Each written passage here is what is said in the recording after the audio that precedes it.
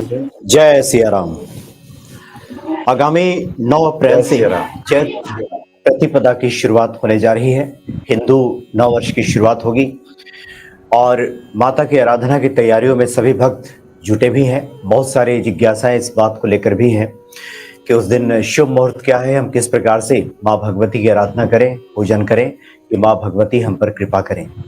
यह सब बताने के लिए आज हमारे सामने उपस्थित हैं आचार्य सुरसेन ब्रिजवासी जी, जो कि कर्मकांड के भी जानकार हैं, कथावाचक हैं। आप पहले से जानते हैं हनुमान जी की महिमा को लेकर आप इन्हें अक्सर सुनते रहते हैं।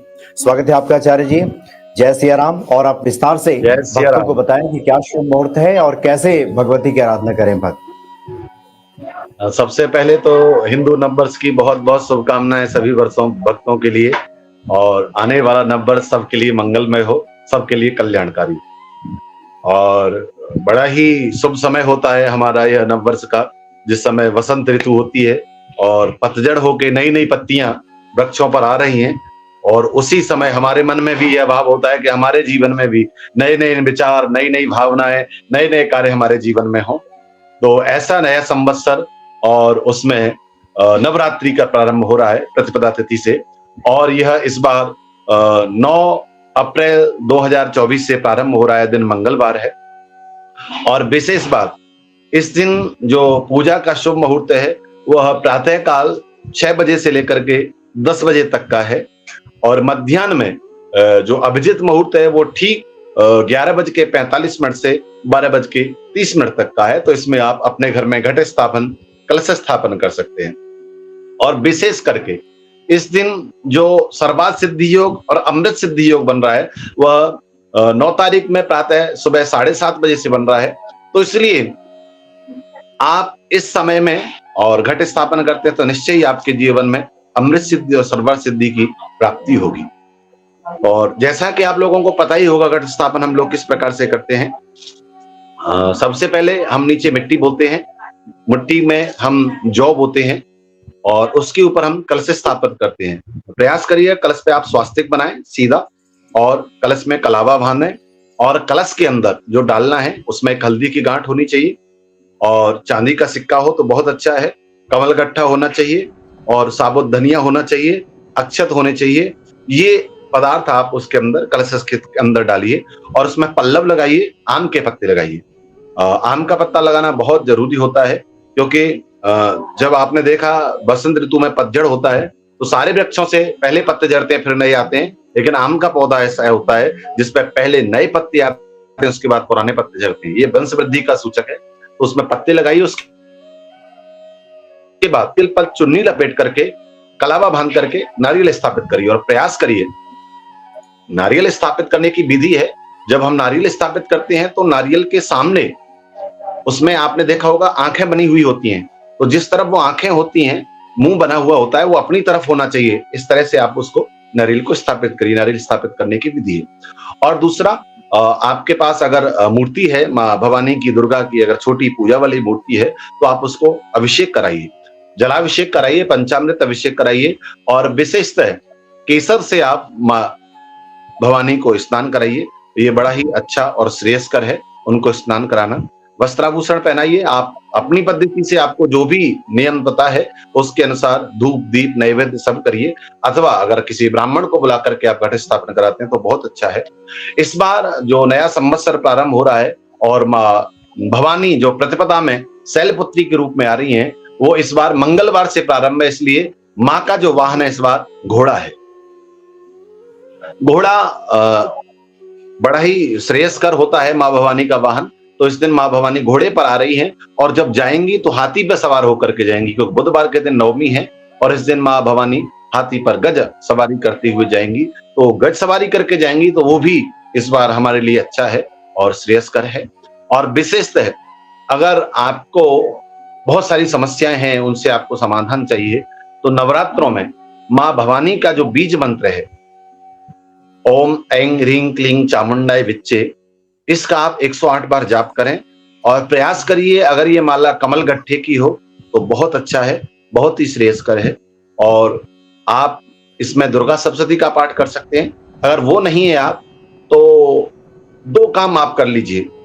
आप दुर्गा सप्तशती में एक सर्वप्रथम सप्त श्लोकी दुर्गा सप्तशती होती है, जिसमें 7 श्लोकों में ही संपूर्ण दुर्गा सप्तशती का विधान है। तो आप एक उसका पाठ करिए और एक अंतिम में सिद्ध कुंज का स्त्रोत होता है, उस सिद्ध कुंज का स्त्रोत का पाठ करिए, क्योंकि उसमें कहा गया है न कवचम न अगला स्तोतम न कीलकम रहस्यकम न सूक्तम न ध्यानम च न न्यासो।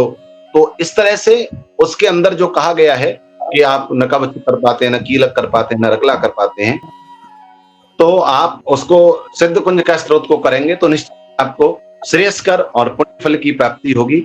और तांबूल आप माँ को अवश्य भोग में पधराइएगा इसमें, और ज्यादा कुछ नहीं कर सकते हैं तो आप एक पान के पत्ते के ऊपर थोड़ा सा ताकल स्थापित करिए, उसके अंदर कपूर रखिए और उसके अंदर लौंग के जोड़े से माँ भवानी को कम से कम 11 जोड़े से और बीज मंत्र के साथ में नित्य प्रति आहुति दीजिए। ओम ऐं ह्रीं क्लीं चामुंडाय विच्चे स्वाहा, ऐसा बोलते हुए 11 लौंग के जोड़े जिसमें घी का स्पर्श होना चाहिए। और ऐसा करके आप करेंगे तो निश्चय ही माँ भवानी की आपके जीवन में कृपा होगी। और मैं उम्मीद करता हूं कि माँ भवानी इस बार आपकी बहुत सारी समस्याओं का समाधान करेंगी, और जिस प्रकार से नया संवत्सर नई नई चीजें लेकर के आता है, उसी तरह से हमारे जीवन में बहुत कुछ नया भी होगा। आचार्य जी, 2 जिज्ञासाएं भक्तों की तरफ से रहती हैं कि जो भक्त संस्कृत में पाठ नहीं कर सकते, क्या वो हिंदी में पाठ कर सकते हैं? एक जिज्ञासा ये रहती है कि हम सभी अध्यायों का पाठ अगर एक दिन में पूरा न कर पाते हो, तो क्या उसको हम 9 दिन में विभाजित करके पाठ कर सकते हैं, या कोई अन्य और सरल विधि है जिससे कि ये पाठ किया जा सके? देखिए, सबसे पहली बात तो ये है कि अगर पाठ संस्कृत में हो तो ही श्रेयस्कर है, क्योंकि यह विधा है, यह पद्धति है, और ऐसा है कि उसमें एक आप अकेले पाठ नहीं कर पा रहे हैं, उस मंत्रों का हजारों करोड़ों बार उच्चारण हुआ है, जिससे वह मंत्र स्वयं सिद्ध की स्थिति में है। और जिस मंत्र का जितना ज्यादा पाठ होता है उतना ही वह प्रभावशाली होता है। तो इसलिए मैं कहूंगा कि आप संस्कृत में ही करना सीखिए, क्योंकि हमारी देववाणी है और हमारी मातृभाषा भी किसी जमाने में संस्कृत रही है। लेकिन आज के समय में अगर आपके दौर में नहीं है तो फिर आप हिंदी में करना चाहें तो कर सकते हैं, क्योंकि न करने से तो कुछ करना अच्छा ही है। तो पहले प्रश्न का उत्तर तो ये है। और दूसरा जो आपने कहा कि एक दिन में नहीं कर पाते हैं, तो दुर्गा सप्तशती में ही जहां पाठ विधि लिखा हुआ है, जो संस्कृत वाली गौरव प्रेस की जो दुर्गा सप्तशती है, उसमें जहां पर लिखा हुआ है कि आप पाठ विधि करिए, तो उसी में बताया गया है कि आप एक दिन में नहीं कर पाते हैं तो 9 दिन में किस प्रकार से आप एक पाठ करें। पूरे 9 दिन में एक पाठ होता है, उसमें बताया गया है कि पहले दिन 1 अध्याय करिए, दूसरे दिन 2 अध्याय करिए, तीसरे दिन 3 अध्याय करिए, या 4 अध्याय, या इस तरह से उसमें पूरा पाठ समझाया गया है कि आपको केवल और केवल 9 दिन में एक पाठ संपूर्ण करना है। तो आप उस विधि से उस पाठ को कर सकते हैं, तो माँ भवानी कृपा से आपको श्रेयस्कर फल मिलेगा। जी जी। अच्छा आचार्य जी, एक और जिज्ञासा इसमें है ये कि चूंकि हम इसे नवरात्रि कहते हैं, तो क्या कुछ भक्त अगर रात्रि में विशेष पूजन करना चाहें तो उसके लिए कुछ अगर आप बताना चाहें कि माँ की कैसे आराधना रात्रि के प्रहर में किया जाए? एक बार दोबारा बोलिए, समझ नहीं पाया मैं। चूंकि ये नवरात्रि है और माता की रात्रि पूजन का विशेष महत्व है, निशा पूजा जिसे कहते हैं हम। निशा भक्तों को कुछ बता सके कि कितने बजे के बाद भक्त अगर पूजा करें तो ये निशा पूजा की श्रेणी में आता है, और उस पूजा में कम से कम क्या करना चाहिए? जी देखिए, ये जो नवरात्रों का समय होता है, जो 10 महाविद्याएं होती हैं,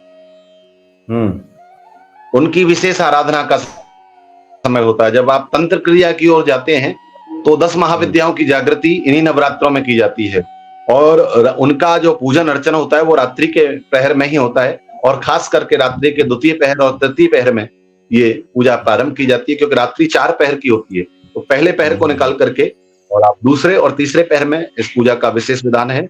और यद्यपि आप तंत्र विद्या में नहीं जा रहे हैं, आप सात्विक पद्धति से पूजा कर रहे हैं, तो भी आप रात्रि के समय जो निशीत काल होता है, वो रात्रि में लगभग 12 बजे के आसपास का जो समय होता है उसको निशीत काल कहा जाता है। जैसे दोपहर में 12 बजे के आसपास अभिजित मुहूर्त कहा जाता है, ऐसी रात्रि में 12 बजे के आसपास निशीत काल होता है। तो उस समय आप अगर उस पूजा को करते हैं तो विशेष आपको श्रेयस्कर फल की प्राप्ति होती है। और उसमें विधान ये है कि माँ भवानी के सामने बैठ करके आप एक लाल आसन स्थापित करिए, माँ भवानी को भी लाल आसन के ऊपर विराजमान करिए। और उसके बाद जो भी आपका मंत्र है, या तो आपने किसी गुरु से कोई मंत्र लिया हुआ है इस तरह का, अथवा कोई नहीं है तो आप माँ भवानी का बीज मंत्र है, आप उसका उसमें जाप कर सकते हैं। कमलगट्टी की माला पर जाप करें तो विशेष फल की प्राप्ति होगी।